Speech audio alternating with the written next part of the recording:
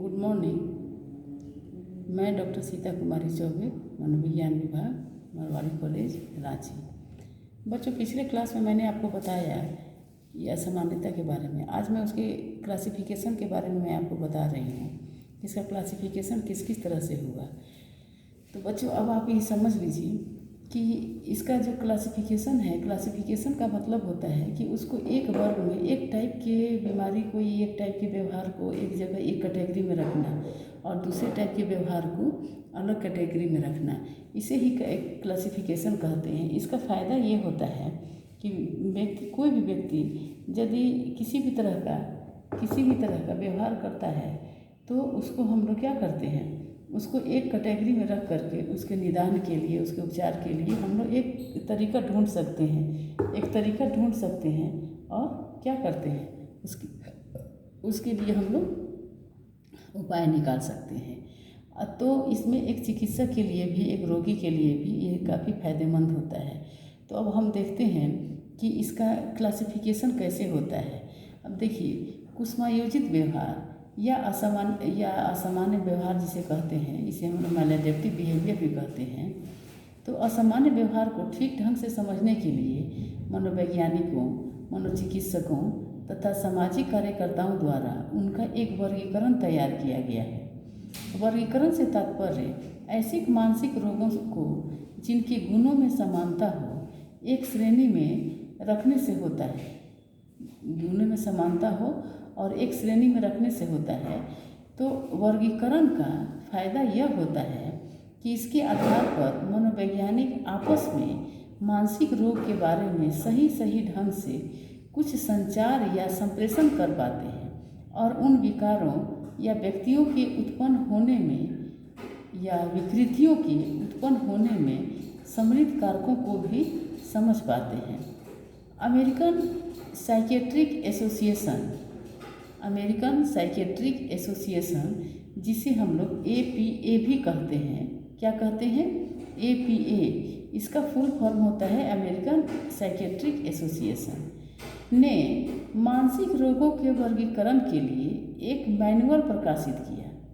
क्या प्रकाशित किया? एक मैनुअल प्रकाशित किया, जिसे diagnostic and statistical manual of mental disease, क्या कहते हैं, diagnostic and statistical manual of mental disease, इसे DSM भी कहा जाता है।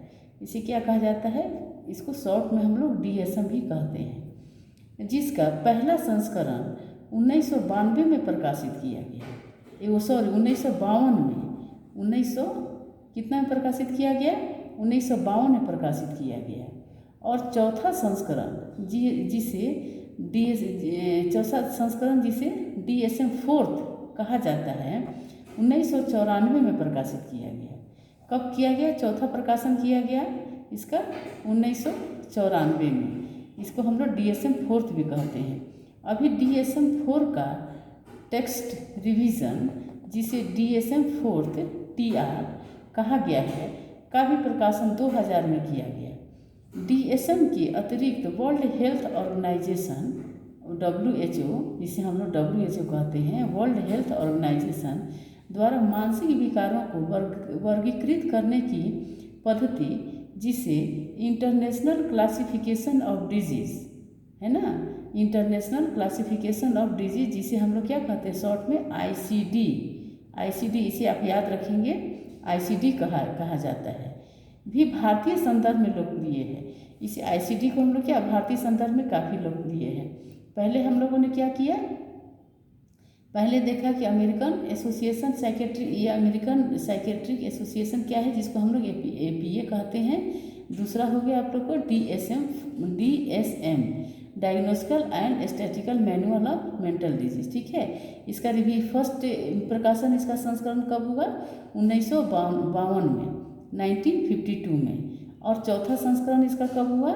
DSM-4 का 1994 में, है ना, 1994 में हुआ, ठीक है। उसके बाद फिर इसका रिवीजन हुआ, टेस्ट रिवीजन हुआ, और उसके बाद वर्ल्ड ऑर्गेनाइजेशन हुआ, वर्ल्ड हेल्थ ऑर्गेनाइजेशन, है ना। अब उसके बाद इंटरनेशनल क्लासिफिकेशन ऑफ डिजीज आया, जिसे हम लोग क्या बोलते हैं, ICD। ICD ये भारत में काफ़ी लोकप्रिय है। तो अब देखिए ICD का अभी नवीनतम संस्करण 10वां है, जिसे ICD-10 के नाम से जाना जाता है। हम लोग किसे जानते हैं, ICD-10 के नाम से जाना जाता है।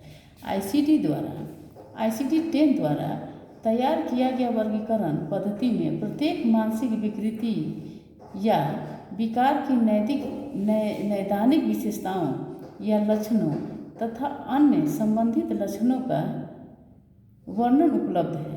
DSM-4 TR में है ना, DSM-4 ब्रैकेट में उसको TR में लिखेंगे, में मानसिक रोगों को 5 आयामों पर वर्गीकृत किया गया है। ये सभी आयामों का संबंध मनोवैज्ञानिक, जैविक तथा सामाजिक कारकों से है। इन सभी का संक्षिप्त विवरण इस प्रकार, ये तो काफ़ी लंबा चौड़ा है, लेकिन इसका संक्षिप्त विवरण हम लोग थोड़ा सा इसका हम शॉर्ट करके इसको हम बता दे रहे हैं। फर्स्ट आयाम है इसका, एक्सिस फर्स्ट में, इस आयाम में 16 तरह के मानसिक रोगों को रखा गया है। इसमें कितने को रखा गया है, फर्स्ट एक्सिस में, मतलब फर्स्ट आयाम में 16 तरह के मानसिक रोगों को रखा गया है, जिनमें दुश्चिंता, एंजाइटी है ना, एंजाइटी डिजॉर्डर जिसको बोलते हैं दुश्चिंता विकार, सिजोफ्रेनिया मनोविदालता, प्रमुख विषाद मेजर डिप्रेशन है ना, द्विध्रुवीय मनोदशा विकृति, बाइपोलर मूड डिजॉर्डर आदि प्रधान है। ये सभी चीज़ों को इसमें किस में रखा गया है, एक्सिस फर्स्ट में है ना, आयाम फर्स्ट में रखा गया है इन सभी चीज़ों, इन सभी व्यवहारों को या विकारों को। अब देखिए आयाम 2 में, इसमें एक्सिस 2 कहते हैं, इसमें मानसिक मंदता, मेंटल रिटार्डेशन तथा व्यक्तित्व विकृतियों, पर्सनालिटी डिजॉर्डर को रखा गया है। ठीक है, अब आयाम 3 में आइए, एक्सिस 3 में। इस आयाम में उन सभी चिकित्सीय समस्याओं को रखा गया है जो कि मनोवैज्ञानिक रोग उत्पन्न करने में सहायक हो सकते हैं। जो क्या है, मनोवैज्ञानिक रोग उत्पन्न करने में सहायक हो सकते हैं। अब ये है आयाम 4, एक्सिस 4। इस आयाम के तहत उन कारकों पर विचार किया गया है जो पिछले कई वर्षों से व्यक्ति के लिए समस्या का स्रोत रहा है या जिनसे भविष्य में होने वाले प्रत्याशित समस्याएं आ सकती हैं। इस तरह के व्यवहार को हम लोग किस में रखे हैं, 4th में। अब आयाम 5th में, मतलब एक्सिस 5th में हम लोग किस किस चीज़ों को रखे हैं इसको देखते हैं। इस आयाम में 3 क्षेत्रों अर्थात परिवार एवं दोस्तों के साथ सामाजिक संबंध, परिवार एवं दोस्तों के साथ सामाजिक संबंध, पेशेवर कार्रवाई तथा खाली समय का उपयोग का मापन एक 100 बिंदु मापने पर होता है, जिसमें 0-1 बहुत निम्न तथा 100 बहुत ऊंच का संकेत होता है।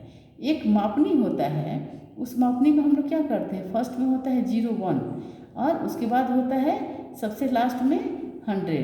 तो 0-1 यदि उसकी मापनी का बिंदु में आता है तो उसको बहुत ही निम्न माना जाता है, और यदि 100 आ जाता है तो इसको काफ़ी उच्च संकेत इसमें माना जाता है। इस तरह से DSM तथा ISD के वर्गीकरण पद्धति में DSM का वर्गीकरण तंत्र की लोकप्रियता तुलनात्मक रूप से अधिक है। DSM का वर्गीकरण का चर्चा क्या है, इसमें काफ़ी लोकप्रिय हुआ है, किसके अपेक्षा, ICD की अपेक्षा इसमें काफ़ी लोकप्रिय हुआ है। इस तरह हम लोगों ने देखा कि मनोवैज्ञानिक विकारों का वर्गीकरण किस किस तरह से हुआ है, कैसे हुआ है, इसे हम लोगों ने देखा।